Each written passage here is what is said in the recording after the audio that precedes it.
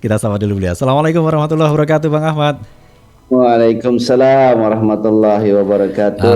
Apa kabar, Alhamdulillah. Mas? Alhamdulillah sehat, luar biasa pagi ini. Gimana Bang Ahmad Nur Hidayat? Bang ANH kalau disingkat ya. Ya, Sehat ya? sehat ya. Mudah-mudahan semua pendengar juga sehat Amin, walafiat. amin, amin, amin. Sehat. Posisi sedang di mana ini, Bang? Saya lagi di Jawa Barat. Oh, di Jawa Barat ya. Baik, kita ganggu waktunya sebentar. Pagi ini sepertinya kan kemarin-kemarin kita banyak membahas tentang politik, tentang pencapresan dan sebagainya.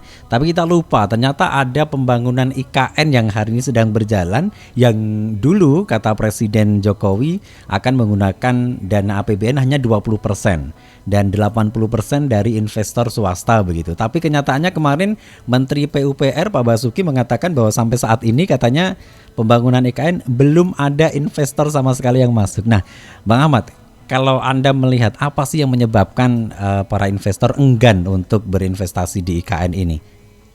Saya kira banyak faktor ya. Hmm, Yang pertama adalah banyaknya kritikan ya dari domestik Indonesia sendiri ya. oke.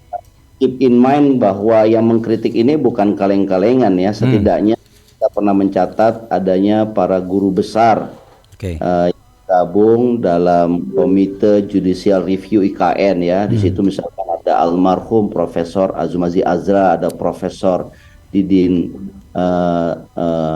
Din Samsudin, ada Profesor Didin Damanhuri dan sebagainya. hmm, Menolak ya, yang mengatakan bahwa bukan saatnya membangun IKN saat ini ya. Itu saya kira bukan orang sembarangan, tapi orang yang punya pengalaman jam terbang dan punya satu apa istilahnya ya, satu prediksi hmm, bahwa ini akan tidak sesuai dengan harapan karena memang banyak persoalan-persoalan domestik ya. hmm, Yang kedua saya kira alasannya ini karena eh, situasi global hmm, tidak favorable ya, tidak mendukung adanya investasi besar seperti IKN ini ya. oke. Dirancang ini kan harapannya ada seperti SoftBank, bahkan Hmm, ada nama besar Tony Blair ya, ya. mantan perdana Inggris. Harapannya kan dengan SoftBank yang Hmm, investasinya itu luar biasa gitu ya, komitmen ya. mereka. Harapannya ini bisa well done, bisa terselenggara dengan baik. Hmm, Tapi ternyata SoftBank mundur karena buat SoftBank mereka hitung-hitungannya adalah hitungan bisnis. hmm, Kalau mereka mendirikan satu kota di mana penduduknya dirancang ya hanya sedikit, yaitu para ASN ya, maka dia nggak akan break even point. ya. Mereka menghitung kalkulasi bisnis bahwa mereka berinvestasi triliunan rupiah begitu ya, kalau didolarkan kan Hmm, jutaan bahkan miliaran dolar. Tetapi break even point-nya kan dari orang-orang yang hadir di situ, yang membeli hmm, rumah di situ, yang beraktivitas di situ. Nah, ternyata kebanyakan di desainnya adalah ini para ASN yang akan menempati IKN. Gimana ASN ini yang jumlahnya tidak lebih dari 500.000 misalkan, hmm, dia memiliki kota yang kapasitasnya itu bisa puluhan juta orang. Dari oke. mana mereka mendapatkan keuntungan? Nah, akhirnya SoftBank mundur.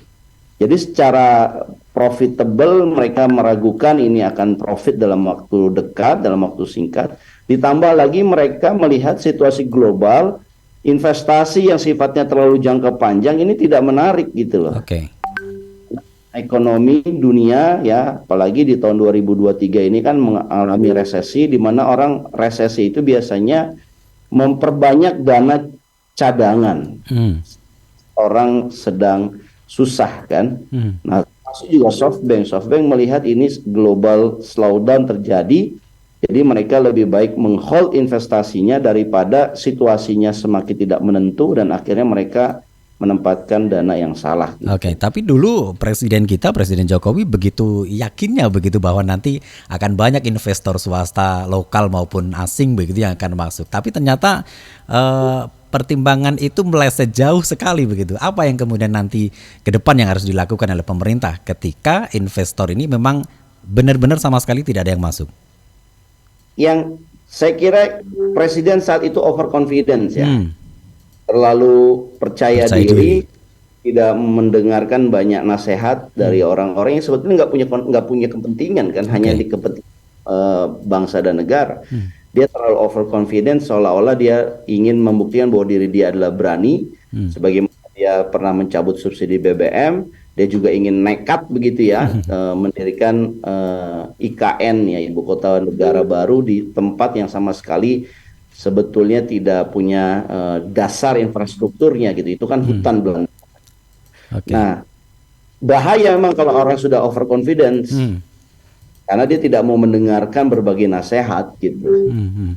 Kalau kita lihat ya, ini kalau seandainya presiden yang akan datang tidak mau melanjutkan IKN, saya kira presiden yang saat ini bisa terpidana gitu, bisa dibawa ke meja hijau. Oke. Meskipun tahu bahwa dalam kebijakan publik tidak ada kebijakan yang dapat dikriminalisasi, tetapi mengambil satu kebijakan tidak punya dasar alasan yang kuat, itu bisa dikriminalisasi. Jadi dasarnya itu apa? Memutuskan menggunakan APBN untuk berinvestasi di sana yang sebetulnya ya di sana tidak sesuai dengan penelitian dengan pengetahuan para ahli-ahli, seperti masalah tanahnya bergerak di sana, air, itu kan sama sekali tidak sesuai dengan rencana tidak sesuai dengan ilmu planologi, ilmu tata kota. Ya, pada akhirnya nanti kemudian akan membebankan pada APBN ya, yang kemudian karena anggaran pembangunan IKN kan mencapai 400 lebih triliun begitu kan. Nah, ini akan membebankan APBN. Kemudian bagaimana nanti nasib APBN kita ke depan? Apakah akan mengalami kolab dan sebagainya begitu? Ya, ini yang terjadi ketika satu negara itu kolaps, itu karena dia tidak menggunakan sumber daya yang mereka miliki dengan bijak ya. Negara misalkan seperti Sri Lanka itu kan termasuk negara gagal ya. Mereka tidak bisa membiayai kebutuhan dasar masyarakatnya. Karena alokasi dana yang mereka dapatkan itu salah alokasi. Mereka mengurangi pajak, berarti mengurangi penerimaan negara. Terus mereka juga aktif memberikan investasi, membangun pelabuhan-pelabuhan dari investasi asing yang sebetulnya pada akhirnya mereka nggak bisa bayar dan pelabuhannya akhirnya dikuasai oleh investor itu. Nah, itu yang menurut saya ini harus kita bicara serius ya, bicara dengan lantang bahwa ini adalah investasi yang salah. Presiden berinvestasi di IKN ini investasi salah. Daripada kita kolaps, sebaiknya presiden itu segera berefleksi diri, apa betul ini IKN ini proyek yang benar. Kalau tidak, lebih baik anggaran ini disalurkan untuk kebutuhan-kebutuhan yang lebih bermanfaat. Ini menurut saya harus langsung begitu radikal gitu. Kalau masih terus melanjutkan seperti halnya kemarin, masih overconfidence, padahal investornya tidak ada satupun yang masuk. Ya, saya kira ini bukan pemimpin yang bijak ya, tapi pemimpin yang menurut saya ya tidak waras begitu. Apakah kemudian bisa dikatakan bahwa ini adalah merupakan proyek ambisius dari Presiden Jokowi begitu, tanpa perencanaan yang matang, tanpa sesuatu yang nanti bisa dipertimbangkan ke depan seperti apa begitu. Proyek ambisiuskah ini? Ya, menurut saya ini proyek yang tidak hanya ambisius ya, tapi proyek yang dasar pemikiran rasionalnya tidak ada. Bisa jadi pemilihan tempat itu emosional. Mungkin dapat wangsit dari mana, begitu ya. Atau mengikuti jejak siapa. Yang sebetulnya jejak yang di sana itu ya saya dengar ingin mengikuti jejaknya Soekarno. Membangun ibu kota yang di tengah-tengah dari Nusantara.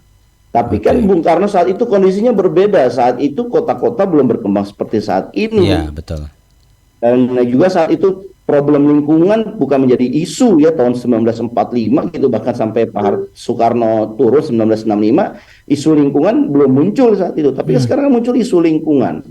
Isu panas yang berkepanjangan, kemarau. Nah, di sana kekurangan air itu bisa menimbulkan kebakaran. Jadi saya kira karena tidak adanya alasan rasional yang update ya dari pemindahan ini, ya pada akhirnya ini kita bilang investasi keputusan yang sembrono, yang berdasarkan dengan rasionalitas begitu. Dan kemudian apakah nanti ketika investor tidak masuk begitu ya, kemudian beban APBN terlalu besar. Apakah proyek IKN ini bisa dihentikan Bang menurut Anda? Kalau menurut saya, kalau seandainya kita bisa hentikan, hentikan saja. Tapi kalau seandainya ini kan sayang, infrastruktur dasarnya sudah dibangun. Iya, betul.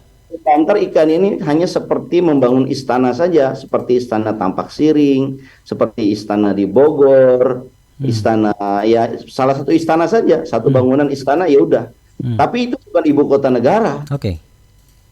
Paling itu yang bisa kita sayangkan gitu ya, apa yang kita bisa perbaiki dari kondisi ini, daripada ya APBN digelontorkan untuk satu belanja yang tidak memberikan spillover buat masyarakat. Oke, kalau kita sedikit flashback Bang Ahmad, menurut Anda seberapa butuh Indonesia ini kemudian pindah ibu kota negara? Apakah memang Jakarta ini sudah tidak mampu lagi menjadi ibu kota kalau menurut Anda? Kalau menurut saya ya, Jakarta sebetulnya masih mumpuni sebagai ibu kota negara. Ya, apalagi dalam 5 tahun terakhir ya, gubernur yang terpilih dalam pilkada demokratis itu kan sudah banyak melakukan perubahan. Ada kelancaran, kemacetan yang ada awardnya ya, pengurangan kemacetan yang signifikan dalam 5 tahun terakhir. Ada juga masalah banjir ya yang cepat surut misalkan. Jadi sebetulnya dengan investasi yang dilakukan oleh Gubernur Jakarta itu sebetulnya sudah cukup mumpuni warga Jakarta untuk tinggal ya, dan juga menjadikan Jakarta sebagai ibu kota. Meskipun harus ada perbaikan-perbaikan lain ya, misalkan adalah bagaimana komunikasi atau rencana The Greater Jakarta itu betul-betul diseriuskan ya, meliputi Jabodetabek. Bagaimana ini menjadi kota bukan hanya sekedar kota penunjang, penopang, tetapi ini sudah bagian dari yang tidak bisa terpisahkan dari kota Jakarta. Ini harusnya dengan konsep Greater Jakarta itu menambah kenyamanan atau kemantapan Jakarta sebagai ibu kota negara gitu. Dan kalau seandainya keinginan ingin pindah, ya seharusnya tidak berada di luar Pulau Jawa atau setidaknya kita belajar dari berbagai negara yang memindahkan ibu kotanya itu kan biasanya tidak jauh dari ibu kota yang lamanya, sama 2 jam perjalanan darat. Dari Kuala Lumpur misalkan ke Putrajaya itu kan 2 jam dengan di jalan tol yang bagus. Nah, itu sukses.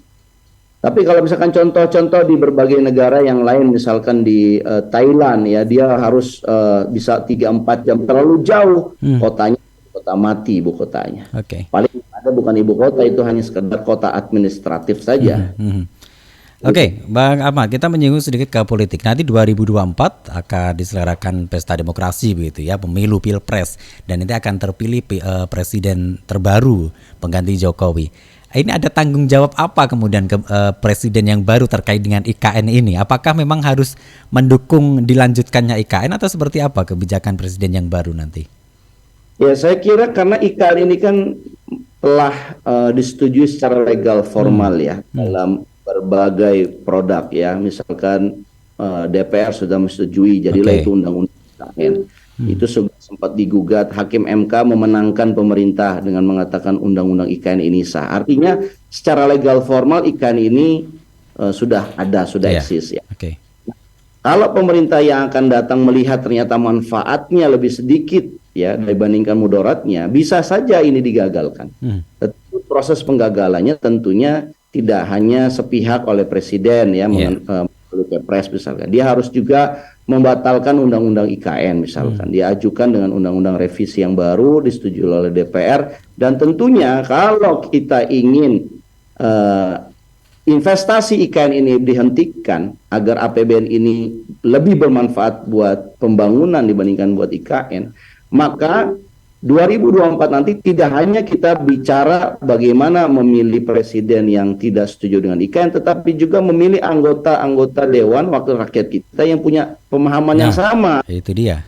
Karena kalau seandainya presidennya bicara tidak mau melanjutkan IKN, tetapi DPR-nya dikuasai seperti sekarang, ya ini akan sama jadi saja ya. baru gitu. Artinya bisa nggak nanti kemungkinan terjadi apa yang dulu sempat terjadi di Jakarta terkait dengan reklamasi begitu. Ketika Pak Anies terpilih sebagai gubernur DKI, kemudian reklamasi dihentikan. Apakah kasusnya bisa sama seperti itu terkait dengan IKN ini? Agak beda ya, Agak karena beda ya? kalau reklamasi kan hanya pergub, peraturan gubernur. Oke. Ya begitu gubernur baru dia bisa langsung mengeluarkan pergub, meskipun itu nanti harus diklarifikasi oleh DPRD-nya. Oke. Tapi jauh lebih simpel dibandingkan dengan IKN ini yang sudah menjadi undang-undang. Artinya tidak serta-merta bisa kemudian menghentikan dari Kepres saja, tidak bisa ya ketika menghentikan IKN ini ya? Saya katakan tidak serta-merta mudah, tetapi proses ini bisa juga dipercepat. Bisa misalkan, jadi ya? gitu ya, presiden terpilih, misalkan yang terpilih adalah orang yang tidak setuju dengan IKN, ya dia bisa langsung mengajukan perubahan amandemen undang-undang IKN dan kemudian dia minta DPR memprioritaskan itu. Itu bisa dalam waktu 1-2 bulan terjadi. Saya kira. Baik, Bang Ahmad, terakhir mungkin ada yang disampaikan kepada pendengar kita terkait dengan tema yang kita bahas di pagi hari ini. Silakan. Ya, saya kira kalau kita melihat ya pernyataan Menteri PUPR yang mengatakan investor lain ya yang sifatnya asing itu belum ada, belum jelas, maka harusnya kita ini membuat satu refleksi diri ya, bahwa memang ini terbukti IKN ini tidak laku, tidak mendapatkan satu tanggapan positif dari para investor. Nah, daripada ya APBN kita juga masih banyak yang perlu kita perkuat, lebih baik ya karena ini sudah dinyatakan tidak ada investornya, lebih baik kita alihkan saja ya anggaran-anggaran yang tadinya dianggarkan untuk infrastruktur dasar IKN, sebaiknya dialihkan aja untuk membantu menambah bansos, misalkan bantuan sosial, ataupun menambah anggaran kesehatan dan pendidikan. Itu jauh lebih bermanfaat di tengah masyarakat saat ini sedang mengalami kelesuan ekonomi ya, adanya global resesi 2023. Saya kira itu, Baik. Mas. Terima kasih Bang Ahmad, sukses terus dan jaga kesehatan terus, sehat selalu insyaallah. Assalamualaikum warahmatullahi wabarakatuh. Waalaikumsalam warahmatullahi wabarakatuh. Ya, pendengar dimanapun Anda berada.